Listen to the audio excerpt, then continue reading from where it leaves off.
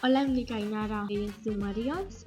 Hem apuntat al curs de premonitora de lleure perquè m'agrada molt organitzar activitats per als infants i m'agradaria ser monitora. Jo m'he apuntat ja que l'any passat ja vaig fer cursos de la Fundació Siurana i personalment els vaig gaudir moltíssim i aquest any tenia ganes de provar el curs de lleure. Una miqueta de teoria, però també de com organitzar els jocs. També hem fet activitats per aprendre a fer per als infants.